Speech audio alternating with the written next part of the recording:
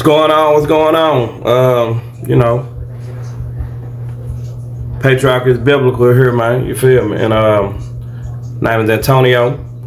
I know it's been gone for a minute, but I'm back. I've been doing some behind the scenes stuff and just trying to bring you guys the best quality videos that I can. And so, with that being said,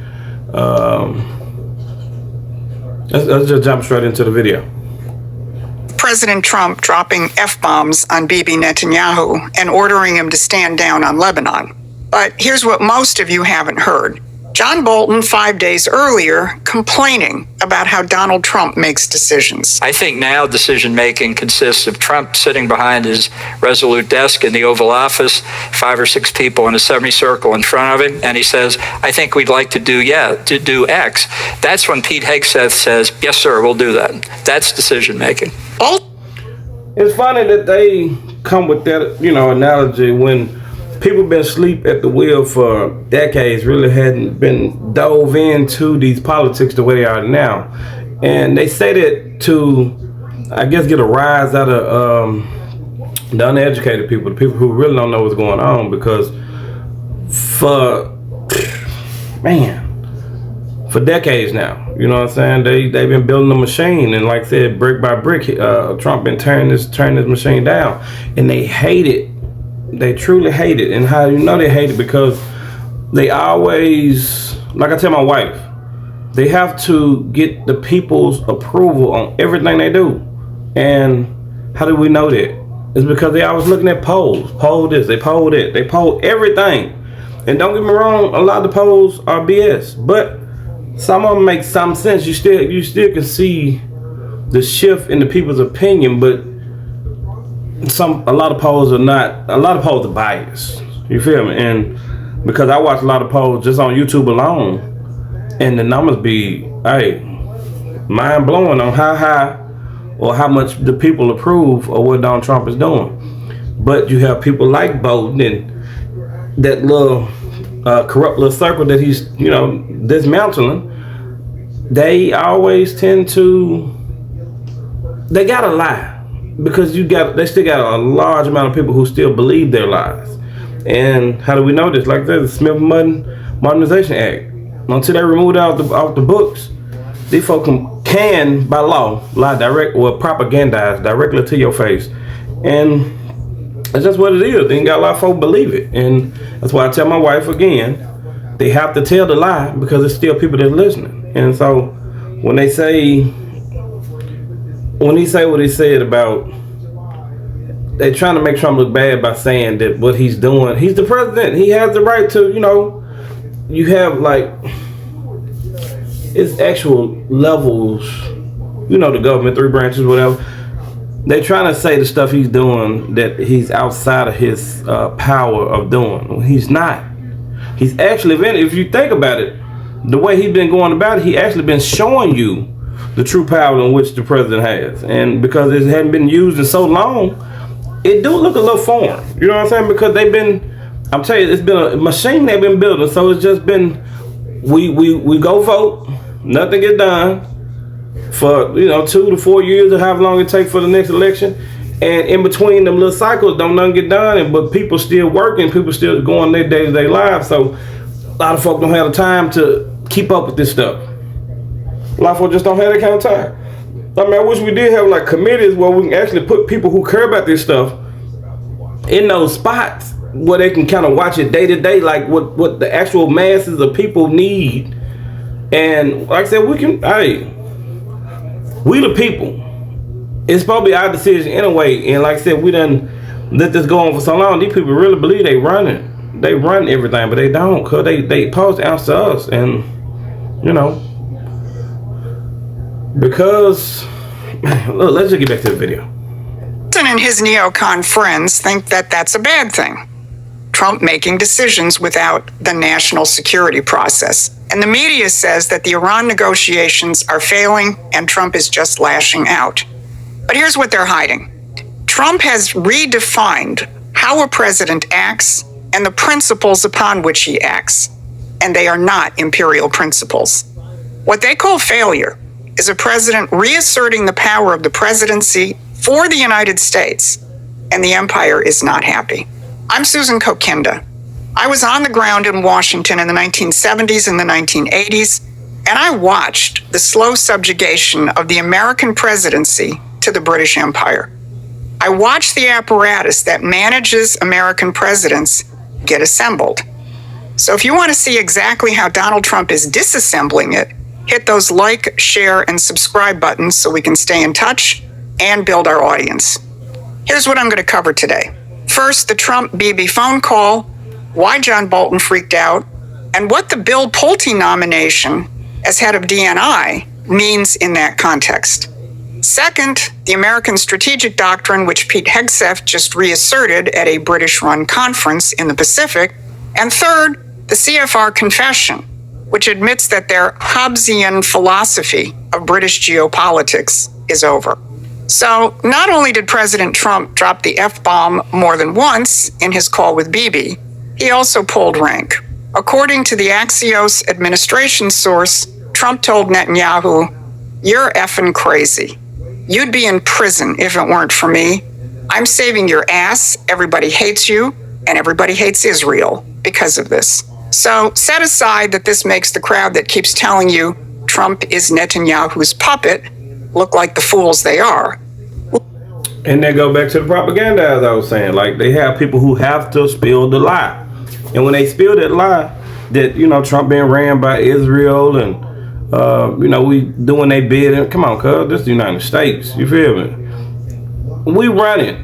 Why? That's the whole reason for this MAGA, man. You know what I'm saying? Make America great. Like, it was a point where America used to lead, man, by example. But then, like I said, they've been building that machine that's been leading with orders. Like, all the ones behind, like the bureaucrats, the ones behind the scenes who've been puppeteering everything. They back there, like, you know what I'm saying? And that's the ones who freaking out. Them the ones who paying for the, all these protests. And these protests not even real. You feel me?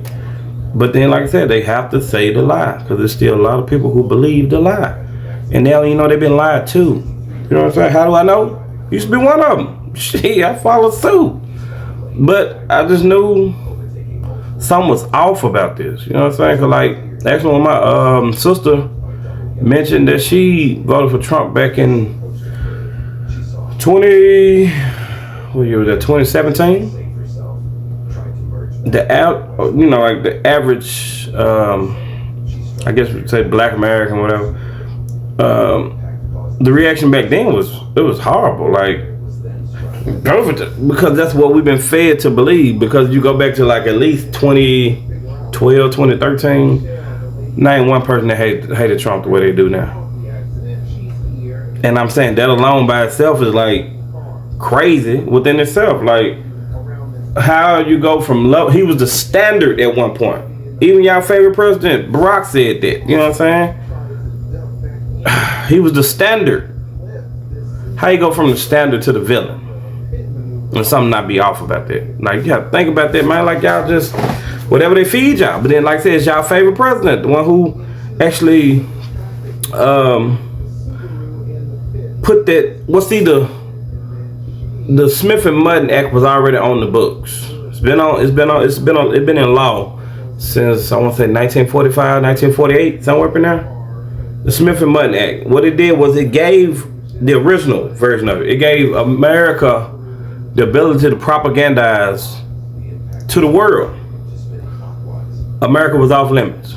Couldn't propagandize to the American citizens.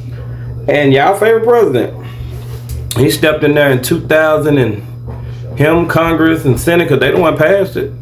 It was 2000, and they brought it before Congress. I mean, they brought it up for law in 2011. Got signed in 2012. It's called the Smith and Mudden Modernization Act, HR 5736. Yeah, 36. All you gotta do is look it up. Shit. I mean, I ain't gotta make this up, but like I said, that's what they do. I know I digress a little bit. Get back to the video. Look at what the leak actually shows. Do you think Donald Trump took a poll of his advisors before he made that phone call to Netanyahu? He didn't. He decided, and then he acted. That is the power of the American presidency. When it's occupied by one individual who takes personal responsibility for protecting his nation and beyond, and then acts. And that is exactly what is not supposed to happen. Not in John Bolton's world, not in the world of the Anglo-American elite that spent 80 years building the apparatus to keep the president on a leash. And Bolton spells out what Trump has dismantled. He has all but dismantled the National Security Council decision-making structure, which, if it does anything, tries to provide presidents with the information they need to make a decision, gives them options, gives them cost-benefit analysis. The translation of that? The president is supposed to be handed his options by the permanent intelligence bureaucracy. And the model that Bolton reaches for by name is the Brent Scowcroft paradigm for running the National Security Council. And that is the very paradigm that gave us the endless rounds of Mideast wars that Donald Trump is in the process of ending. So Bolton's hope, which is shared by people like Mark Carney and the Chatham House crowd and all the Obama leftovers, is that the Trump era is just an interregnum, a blip. I think the party fundamentally remains a Reaganite or Reagan-Bush party on foreign policy, and I think when Trump leaves office, that will be clear. I think there's going to be a fight for the soul of the party, but I think the Reagan wing is going to win. Well, I think Trump is an aberration. Now, he calls it the Reagan wing, but his own reference to Scowcroft gives the game away. It's not Reagan, it's Bush. So if Bolton thought that Trump's decision-making was an aberration, I'm not sure what word he's going to use for what has come next. The appointment of Housing Administrator Bill Pulte as the new acting director of national intelligence. The entire national security establishment and intelligence community and their press outlets are going bananas. The British press warned that Americans will be less safe. And the Washington Post editorialized that this was a terrible choice. Now, the Democrats put their own hysterical spin on it, warning that Pulte is going to help Trump steal the midterm elections. And John Thune and his posse of Senate Republicans weren't much better, warning that Pulte is going to weaponize national intelligence. That is Again, like I said, they got to say it out loud. Once you say it out loud, then everybody just kind of rinse and repeat. It's just like, they just copying what was already said. And just off the strength of the rhinos don't like it, it must be the best move. You hear me? Because a lot of folks don't know what rhino mean. It's just Republican in name only. Which there were some dinos. Some could even argue that what's the guy up in Philadelphia? Tall bald head dude. I can't think of the name right now. It's getting away from me. Fetterman. That's the name, Fetterman. Some would say Fetterman's a dino, but okay, he got maybe 2 good votes where he voted with Republicans, but all the rest of his votes still with Democrats. I mean, he's saying what you want to hear, but when it comes time to show up and vote, and like I said, I ain't seen nothing recent on, so I can't speak about recent, but I know in the past he's always still voted with Democrats. So, and like I said, a rhino, they the scum of the earth. I mean, we sit here and act like my boy Malcolm didn't say the worst person to walk the earth is Tom Malcolm X. He said the worst threat to America is the white liberal. What you think that means for the black liberal? Just liberal in general. It's not good people, man. You feel me? Like, they just want to see the country fall. Like, they hate them stars and stripes back there, man. I always have, I always will. pretty high degree of uniparty panic, and it's justified, because Vice President J.D. Vance told us exactly why. He said, Bill's a great guy who recognizes that the bureaucracy of the intel community must respond to the elected leadership rather than the other way around. He'll do great. So, yeah, let that sink in. For 80 years, the arrangement was simple. The permanent intelligence apparatus managed the elected president. So Donald Trump just put his own loyalist at the top of that process. So when Bolton complains about officials saying, yes, sir, we'll do that, that's not dysfunction. That's a republic. taking its government back from the empire's caretakers. If you want to be on the inside of this fight, subscribe to Promethean Action's free newsletter. We cover the fight from the standpoint of the real war, the war of empire versus sovereign nations. The link is in the description. Now, remember the yes man that Bolton named in his complaint, Pete Hegseth. Well, here's what the Secretary of War was doing while the establishment melted down. Last weekend, Hegseth attended his second Shangri-La dialogue, the premier defense summit in Asia. Now, this summit is run by the International Institute for Strategic Studies, which is itself a spin-off of Chatham House, the empire's flagship think tank. It's supposed to be the stage where the rules-based order crowd works the room around the China threat. But the sponsors did not get the speech they wanted. Their public complaint? Hegseth never mentioned Taiwan. The press framed it as weakness toward China. But the silence on Taiwan wasn't the story. The substance was. Because Hegseth stood on the empire's own stage and tore up its foundations. First, he described what America's new strategic doctrine is not. The national defense strategy makes clear that the old toothless, utopian, and globalist course of foreign policy was headed for a disaster. We let ourselves get distracted by empty globalist rhetoric about the rules-based international order, while European capitals threw open their borders and hollowed out their militaries. That's Hegseth doing to an Asian defense summit what J.D. Vance did to Munich last year and what Howard Lutnick did to Davos in January. Then he laid out what replaces it: strength, not confrontation. We do not approach this challenge with needless confrontation, but with a posture of measured and deliberate strength. Our focus is strong, quiet, and clear. Our interests in the Pacific are significant, but they are also scoped and reasonable, defined by a favorable balance of power in which sovereignty is respected, commerce flows freely, and nations retain the freedom to make their own choices. Think about that. A favorable balance of power in which sovereignty is respected, not a set of rules handed down from above that keeps nations pitted against each other so the empire can keep its economic system going. And one of the fundamental rules of that imperial system of geopolitics is to keep the major nations in a state of perpetual standoff. And right there,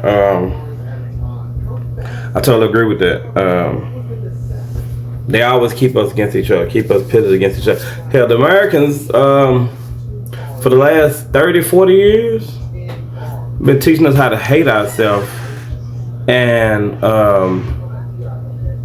been teaching us how to hate ourselves and love other nations. You know what I'm saying? And you think I'm lying? Just look at how people they psyched to go overseas. Like, they psyched to go out of the country and go out of town, and you know what I'm saying, wherever they feel they need to go.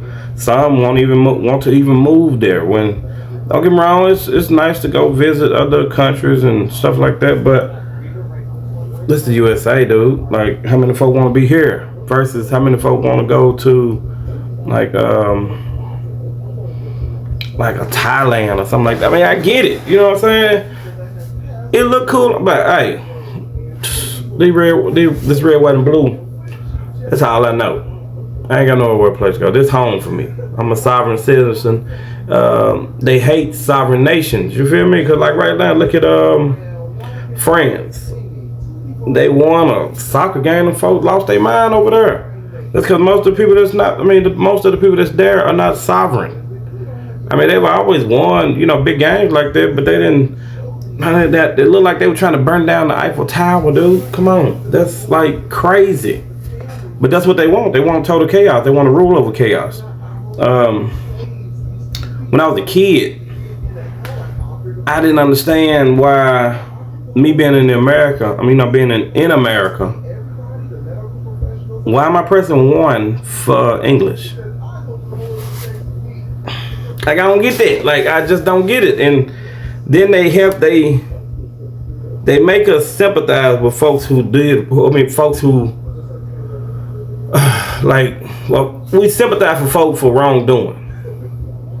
When we was raised, that wrongdoing was wrong. I mean, you get punished. Don't do the crime, don't do the time. These little slogans and sayings we used to say growing up. But all of a sudden, it's okay. But then they have softened us up with over the decades with you have celebrities that done bad stuff and crimes, and they always get them a slap on the wrist and move it along, and that's been the norm. When us as citizens, when we do something off or we do something illegal or something like that, we don't get I take that back. Some have, here recently have been because the no cash bail stuff, but for the most part, we go to jail. No ifs, ands, buts about it.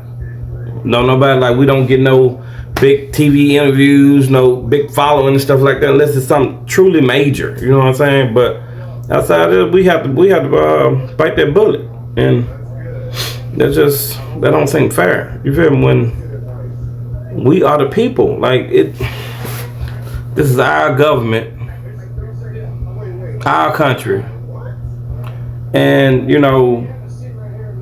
our rights are given to us by God, not man, not government. You know what I'm saying? The government whole job is to protect said rights.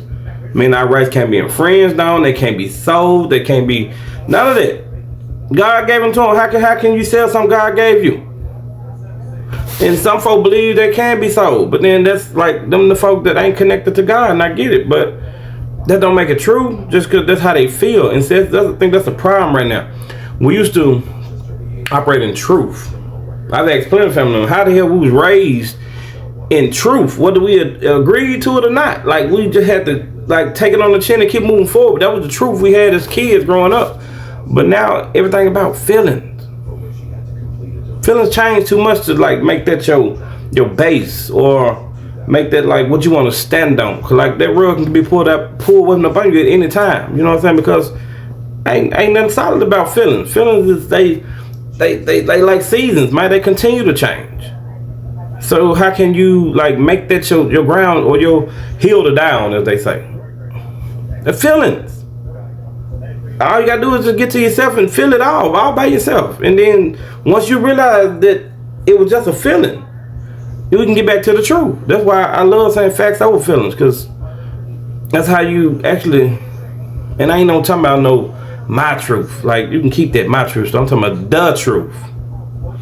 We need to get back to that, man. And the truth is, parents need to stand up, need to wake up. How you get through all this chaos, turn back to God. You hear me? It's an order to everything in life, and God gave us that order: man, woman, child. You know what I'm saying? Right up under God, meaning the woman is my helpmate. And if she can't help me because the way the order's set up, I turn back to God. You hear me? And that's, I think, where a lot of people going wrong, because a lot of people don't have nobody. A lot of men don't turn back to God like they're supposed to. You know what I'm saying? And that's just my take on it. Let's get back to the video. Which is why what Hegseth said about China landed hard to that audience. Under President Trump's leadership, relations between the United States and China are better than they've been in many years. President Trump and this administration seek a stable peace, fair trade, and respectful relations with China.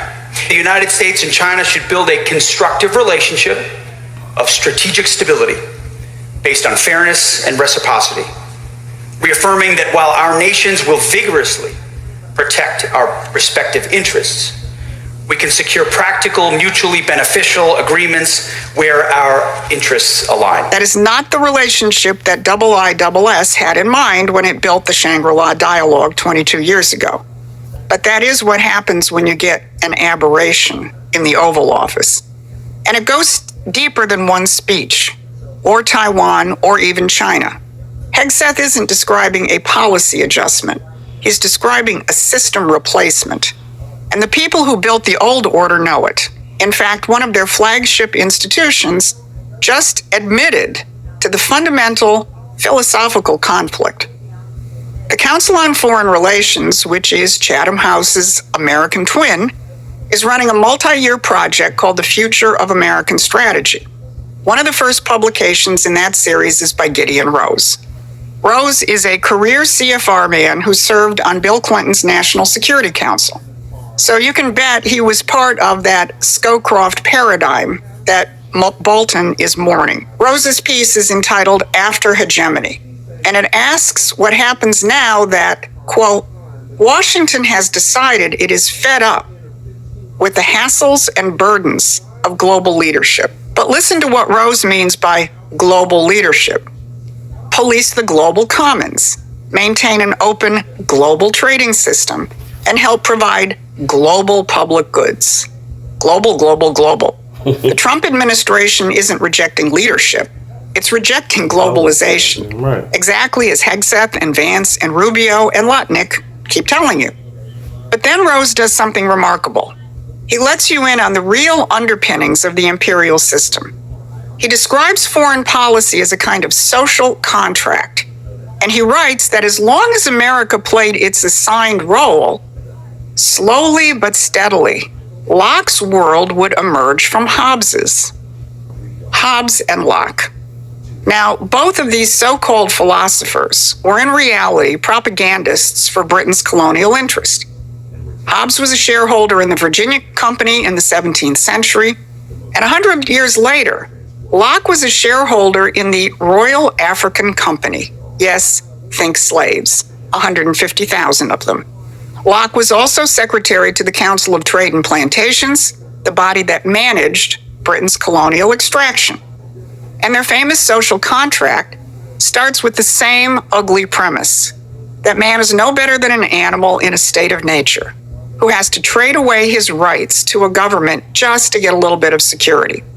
Now, in Locke's Carolina Constitution, the rights that that contract protected were life, liberty, and property. Property, as in 150,000 African slaves. Our founding fathers said something else. Life, liberty, and the pursuit of happiness. Love that right there. This is why I be telling folks all the time. Life, liberty, pursuit of happiness. That's what America about. Not handouts, not welfare state, not none of that. It's about life, liberty, and pursuit to happiness. Like you're given life by your parents and God. Liberty, like, you know, you're born with it. Because like I said, these rights are given to you by God. They're God-given. Pursuit to happiness. That's where people get lost at right there. You have to pursue what makes you happy. Not what makes me happy. Not what makes him, her, and him happy. Like, you can see people on TV all day long and they got like everything you think you want. And just say, hypothetically, they managed to give it all to you. And you probably just as miserable as they were. That's why they gave it up to you, because that was never your happiness. Only you know what makes you happy. So quit trying to live through other people. Like, God is so cold with it that he made a puzzle. Every piece to the puzzle is very important. You just have to find out what is your piece or your role in the puzzle. You can't look at the corner piece of them like, man, nah, I want to be a corner, but he made you a centerpiece. Play your role, man. You feel? That's what the pursuit to happiness is about. You pursue your happiness, not nobody else, not your mom happiness, not your dad happiness. Everybody are individually here for a purpose. Your job is to find it. And like, you know, when you don't find it, I get it. It's folk that done left this earth that didn't find their purpose. That's because they most times we distracted. We distracted with stuff we don't have to be being distracted with. You always keep people around you that's smarter than you, that can elevate you. Like, don't dwell with like low, you know, like just low vibrational people, because they gonna bring you down. You know what I'm saying? Like, you ain't gonna never try to seek purpose if you hanging around folk that's, I ain't gonna say less educated, because like people with less like I said, not educated, but people with less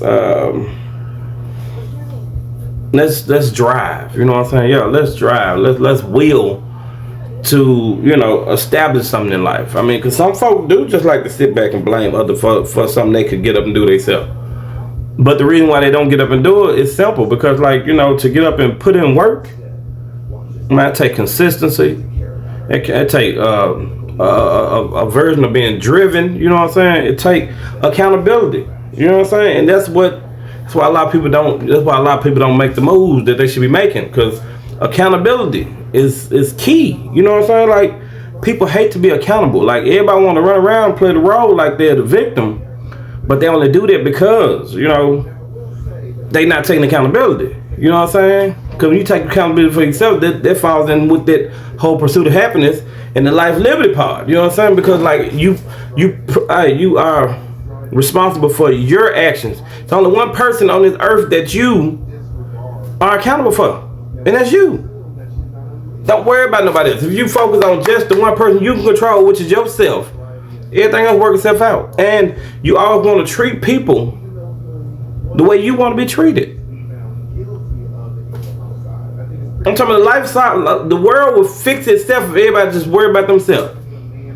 Don't get me wrong. If you have kids, you know, they're dependent. So yeah, of course you got to put them, you know, in that equation. But it's still, you teaching them like morals and goals and dignity, and you know what I'm saying, home training. You teaching them that. I think we done got away from home training. That's why these kids out here losing their mind. And it's crazy how you have to like almost put in place government to fix something that the parents supposed to be doing at the crib. That's crazy. That's real crazy to me. But now I'm saying that life, liberty, pursuit to happiness. That's my. I love hearing that right there, because you know I'm not where I want to be right now, but I'm pursuing what makes me happy. And while I'm in it, I'm actually, you know, involving my wife and my kids, trying to see what makes them happy. You hear me? Because I wanna, as a dad, I feel like I have to like incorporate all, you know, all in one. Meaning, you know, I'm father, so I'm supposed to lead, which I am leading. But I'm talking about, I'm pursuing our happiness at the same time. Not your happiness, my happiness. And you know what I'm saying? We need to get on that. Not as animals exchanging rights for safety, but as creative beings made in the image of the Creator, with the happiness that comes from carrying His creation forward. Those are the principles that gave you the world that Hegseth described, one in which sovereignty is respected, commerce flows freely, and nations retain the freedom to make their own choices. The other world, the one where you sign away your rights to your betters in exchange for security, that's the rules-based order. And that is the world that Donald Trump is ending. So put the three together. A president who makes his own decisions and who just put his own man atop the intelligence apparatus, a secretary of war who carried American principles into the empire's own conference and refused to read from their script, and a foreign policy grounded not in Hobbes and Locke and their contract for animals, but in the pursuit of happiness, in human beings as creators. John Bolton and Gideon Rose are mourning the death of one world. Donald Trump is building another.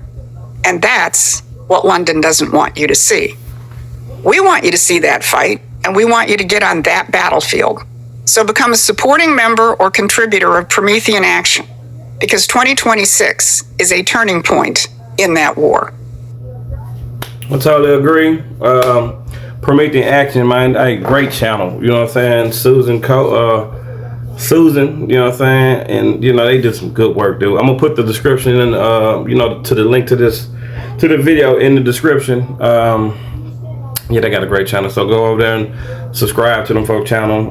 Like this video, share this video. You know what I'm saying? Again, the patriarch is biblical. You know what I'm saying? It's an order to this life we live. You know what I'm saying? And if you don't stand for something, you'll fall for anything. You know what I'm saying? That's what I was always taught. So then not only, like, think about it this way.